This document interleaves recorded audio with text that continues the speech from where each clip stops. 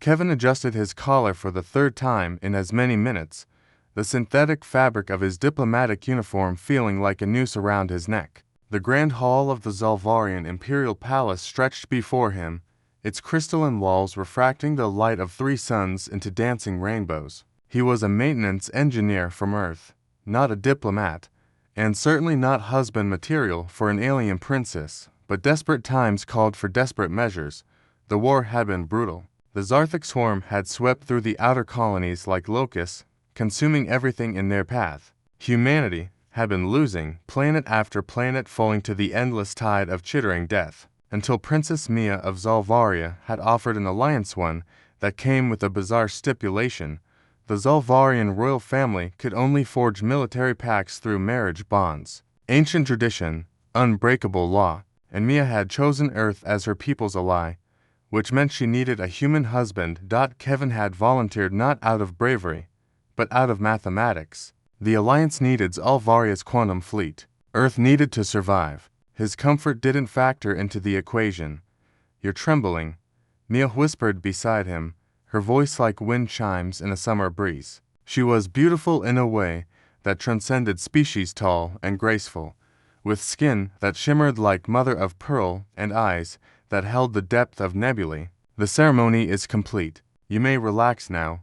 "Respectfully, Your Highness, relaxing is not in my programming right now," Kevin replied, managing a weak smile. They sat on an elevated dais, the entire Alvarian court watching them with those unsettling, knowing eyes. Mia's laugh was genuine, musical. "You humans and your courage. You face death without flinching. Yet social formality terrifies you." "Different skill sets," Kevin admitted. Around them, the celebration continued. Alien dignitaries from 100 worlds mingling, discussing the new alliance that would turn the tide against the swarm. He'd done his duty. The marriage was legal, recorded, transmitted across the galaxy. Earth would get its quantum fleet. Now came the hard part, living with the consequences.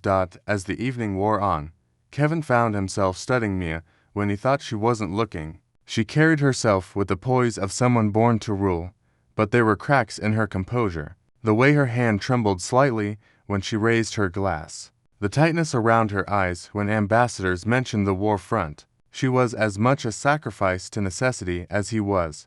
The realization made something shift in his chest. Finally, as the third sun began to set and the celebration reached its crescendo, Kevin stood. "I should return to my quarters," he said quietly. "Let you have your space. I know this arrangement is as strange for you as it is for me." He'd taken perhaps 3 steps when he felt her hand catching his, fingers interlacing with a grip that was both desperate and gentle. "Don't go."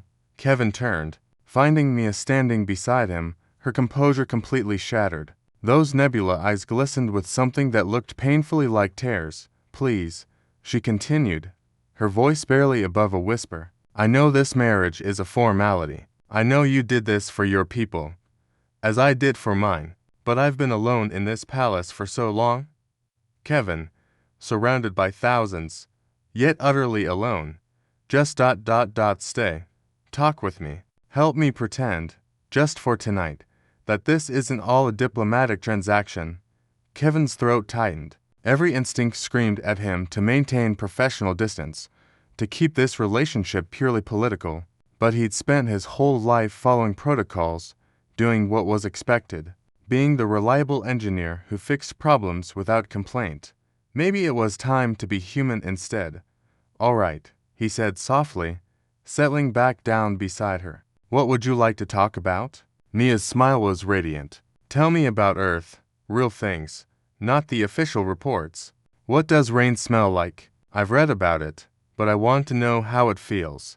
So Kevin told her about the petrichor that rose from summer sidewalks, about coffee shops on cold mornings and the sound of waves on rocky beaches, about his sister's terrible jokes and his mother's garden where tomatoes grew despite her insistence that she had a black thumb.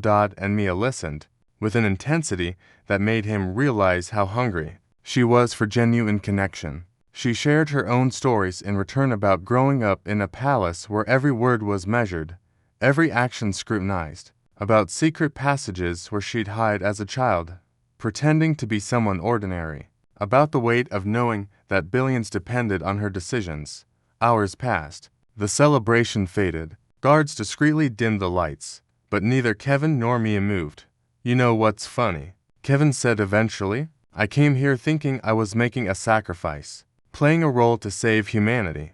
But sitting here with you, this doesn't feel like pretending anymore."